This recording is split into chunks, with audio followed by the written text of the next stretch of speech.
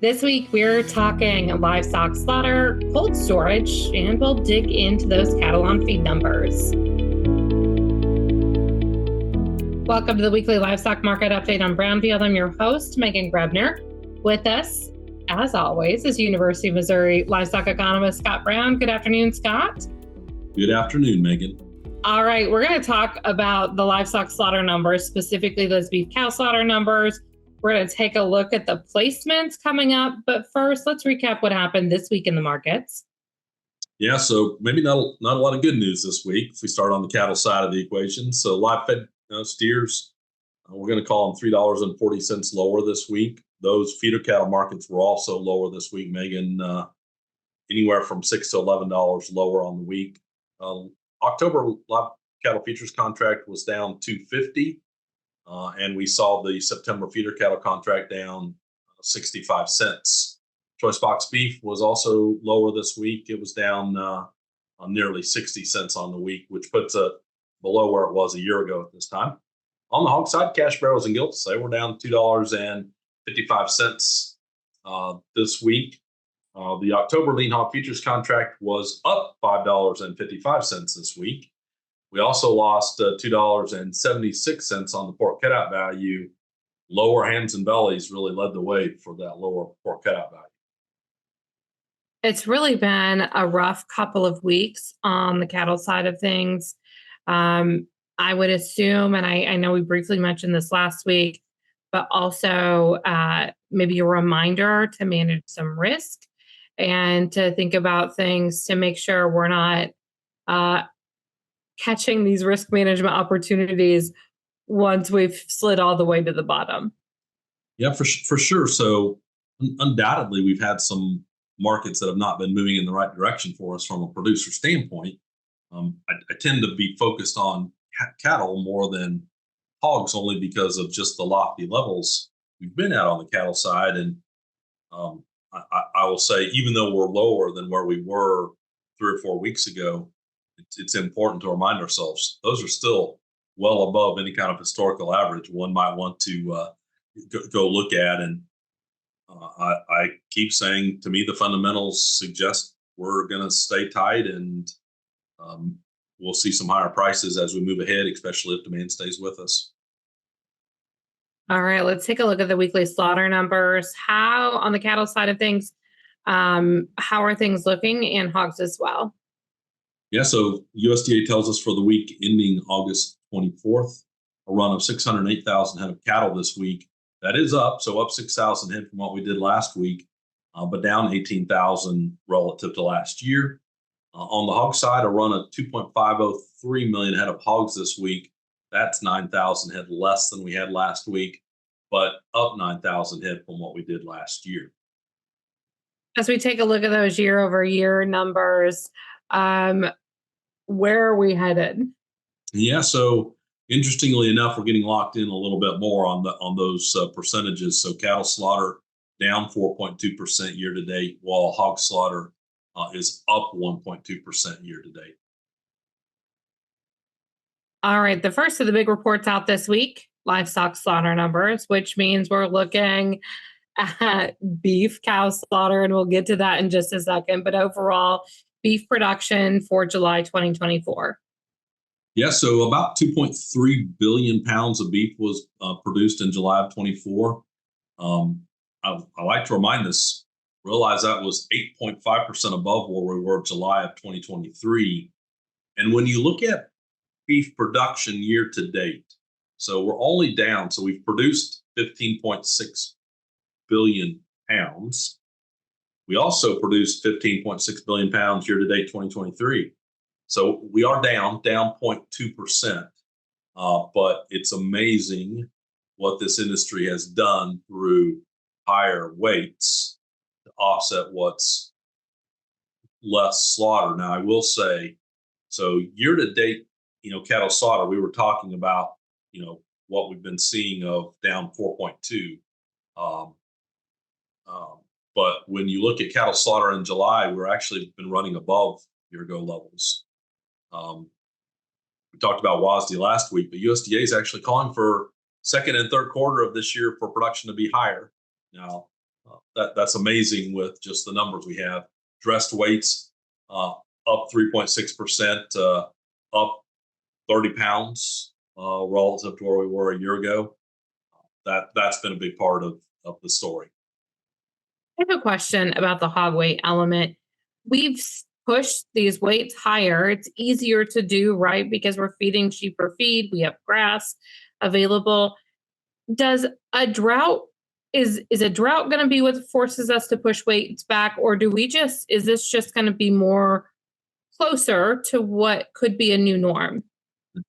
I don't know that there is a new norm anymore. Meghan, when I think back to my time in this business, I can think back to the very early 90s where someone would say, we can't make that box any bigger.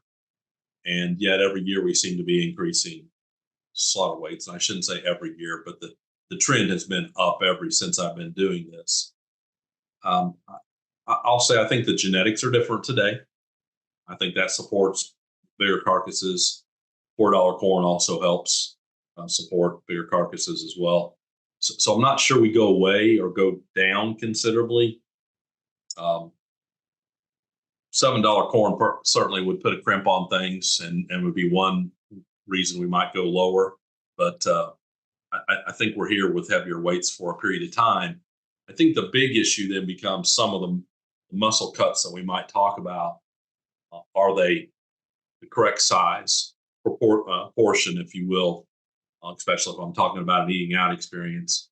I think that's the balance where you find some higher end restaurants might like smaller cuts, but they don't want to cut the portion by making those cuts too thin. And so what's the incentive for producers to give them a ribeye that looks different in size as we move forward? All right, before we move into hog numbers, let's talk beef cow slaughter. As you take a look at these numbers for July relative to where they were a year ago, what is it telling us? Or is it telling us anything? Yeah, so it's a really good question. It's the question that I'll get every time I'm trying to do Outlook of are we building the herd, which is the question we're really posing. And you look at the July numbers, beef cow slaughter down 11.3% relative to July of 23. So it says we're continuing to cut slaughter. Now, I'm not certain how much that tells us yet, Meghan. When I look at what's going on, we've been reducing that decline in slaughter. When you look year to date, we're down 15%. So July down 11.3. Yes, we're still below a year ago, but we're shrinking that gap just a little bit.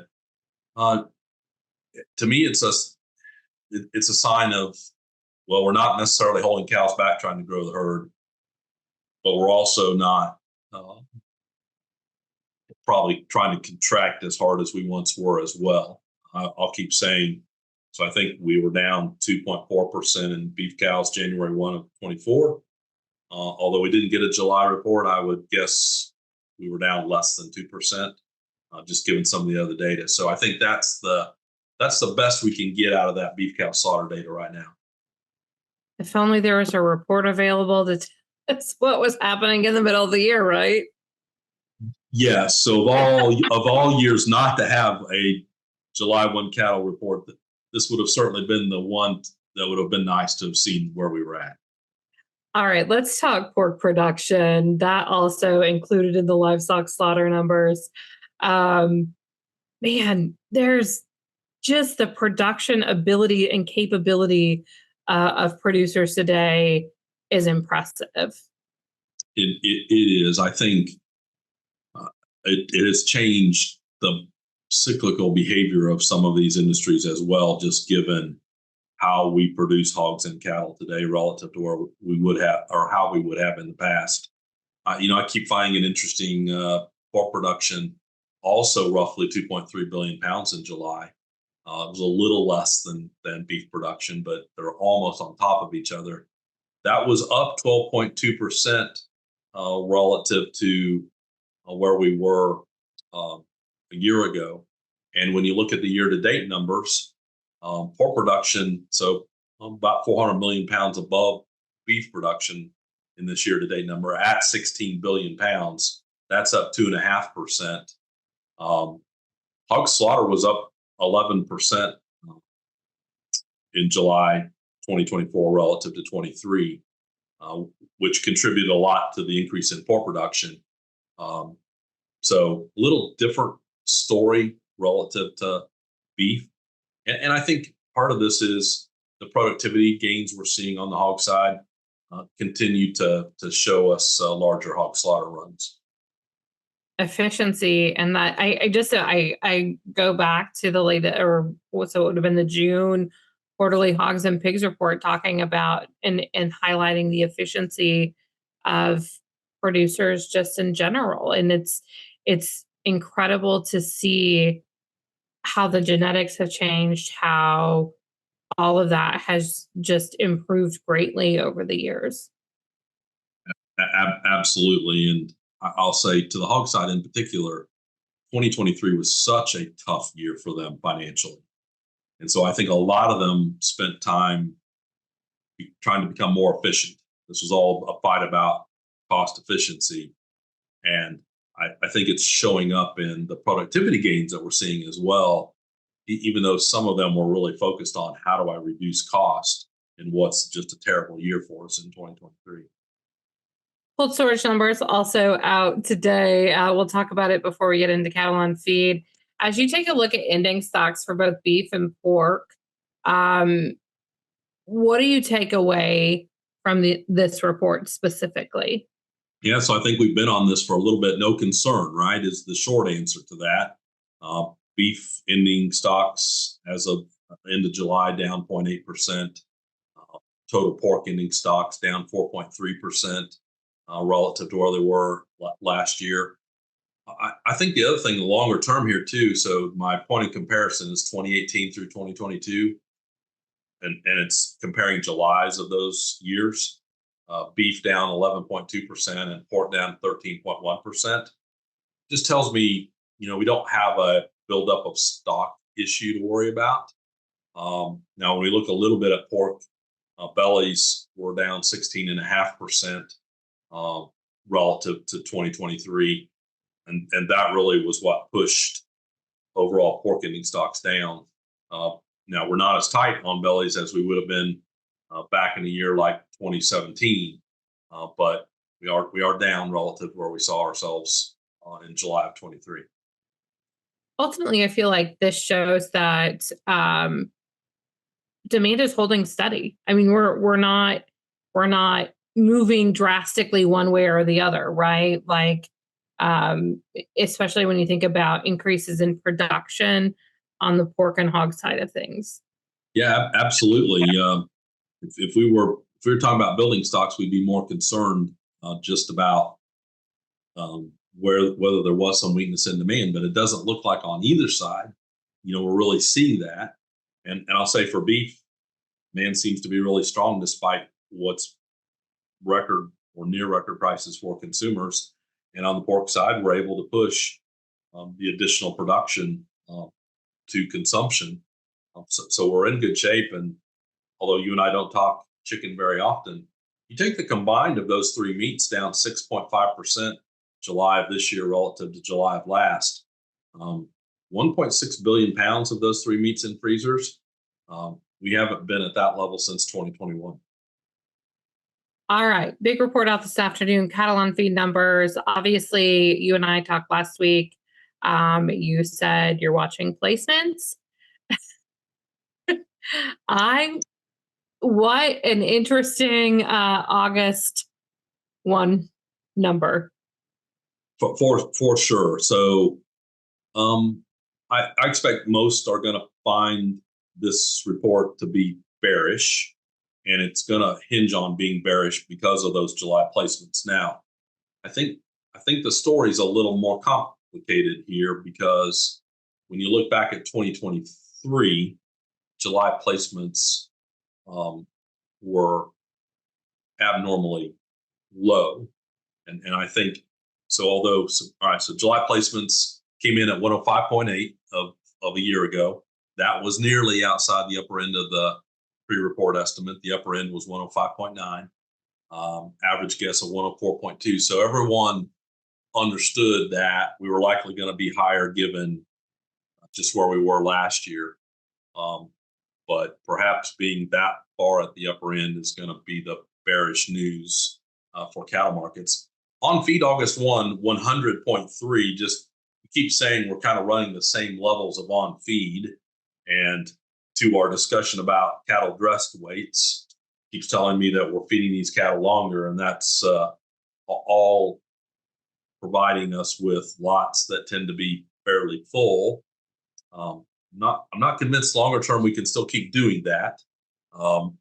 We're still running above where we were over the 2016 to 2020 average period, by the way, when you look at that. But placements number certainly got, I think we'll get some folks' attention. We'll see where we end up Monday morning on markets.